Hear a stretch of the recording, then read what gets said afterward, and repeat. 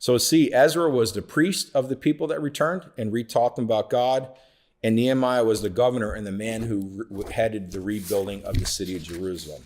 So now we're going to read about Ezra.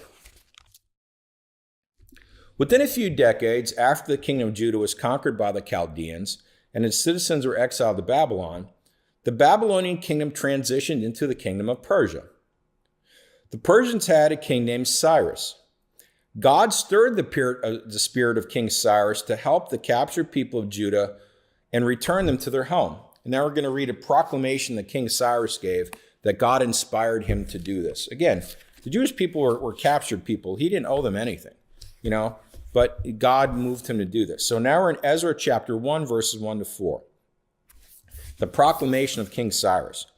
In the first year of King Cyrus of Persia, that the word of the Lord by the mouth of Jeremiah might be fulfilled. Jeremiah, the prophet, predicted in the past, which we'll actually not read yet, but we will. He predicted all this would happen.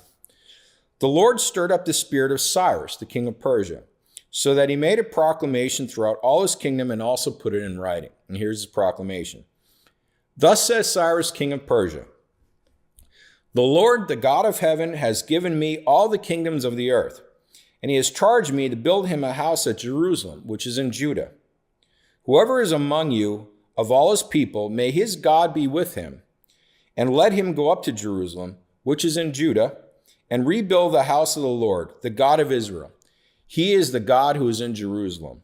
And let each survivor, in whatever place he sojourns, be assisted by the men of his place with silver and gold, with goods and beasts, besides freewill offerings for the house of God that is in Jerusalem. So King Cyrus said, hey, God told me, basically, I'm supposed to let you people, your Jews, go back and rebuild your city and your temple. So I'm going to do that because God told me to do that. God sent a man named Ezra to teach the Israelites about God. He sent him back. He was a scribe skilled in the law of Moses that the Lord, the God of Israel, had given. And the king granted all that he had asked, for the hand of the Lord was on Ezra. That's in Ezra chapter 7, verse 6. For Ezra had set his heart to study the law of the Lord, and to do it and to teach his statutes and rules in Israel. That's in Ezra chapter 7, verse 10. Because many of the Jews were gone, I believe, for 70 years in this exile. And so many of them were born and they're in a pagan country, didn't even really know much about God. It might have been forbidden to be taught about. So God used Ezra to reteach everybody about him. Ezra is now both a priest and a scribe.